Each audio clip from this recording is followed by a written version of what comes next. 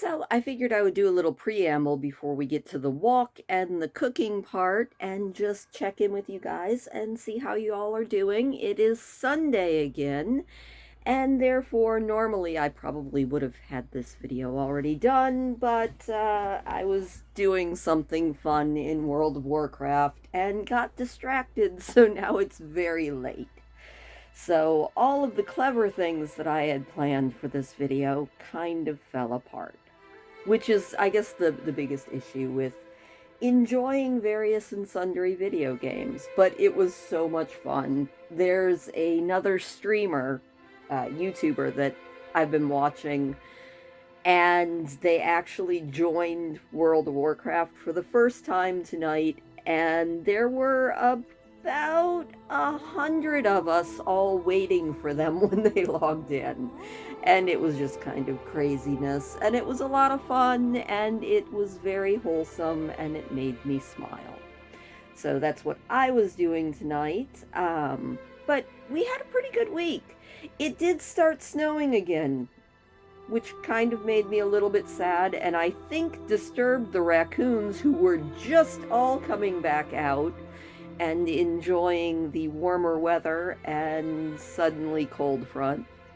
It's not forever, and I know it's not what the snowmobilers are wanting, but, you know, you gotta have all the weathers. So this week was pretty good. Didn't actually make it to town this week. Again, it is what it is. We weren't really out of any supplies, so I really didn't need to go in, and why waste the gas if there wasn't anything I really needed.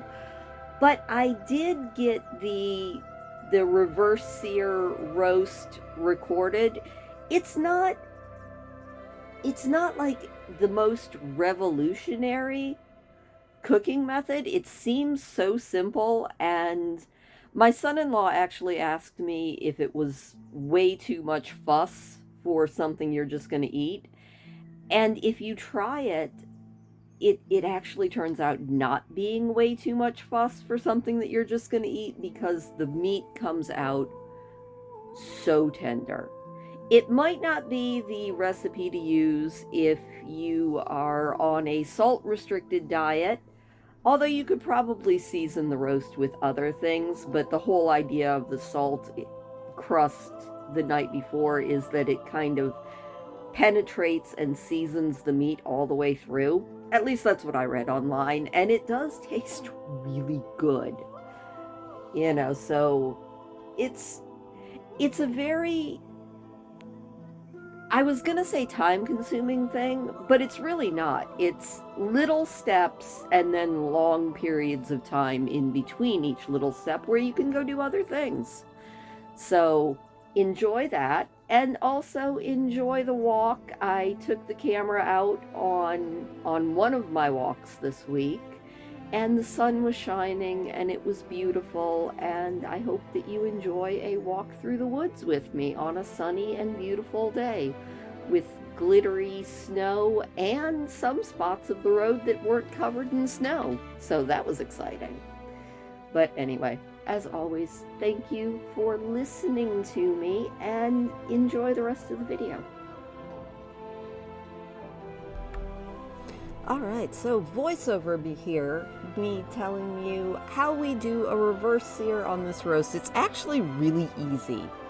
So about 12 hours before you're going to cook it, you unwrap that baby and sprinkle it fairly liberally with salt. This is why I said this might not be the recipe for you if you're on a salt-restricted diet, but trust me, this step is vital.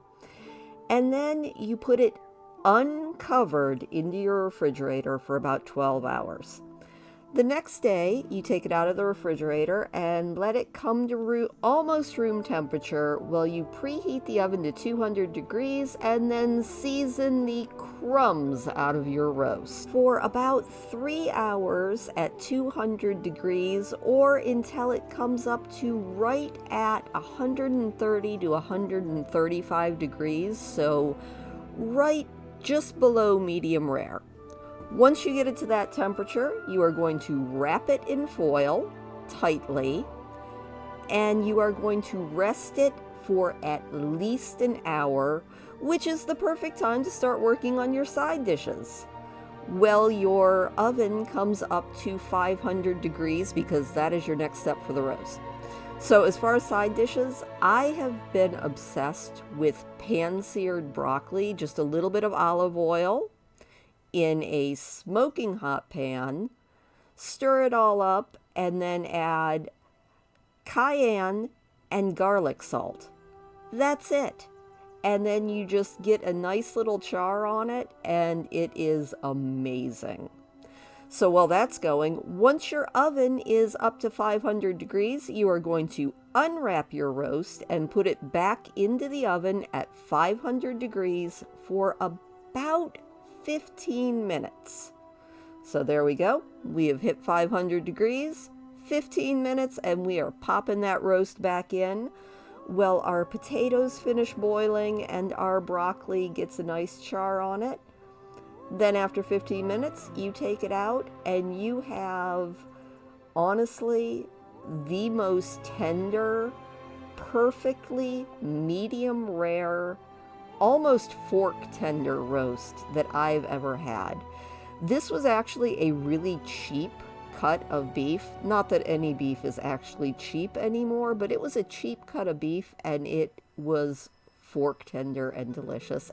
And there you go. If you try it, let me know. And now it's time for a walk.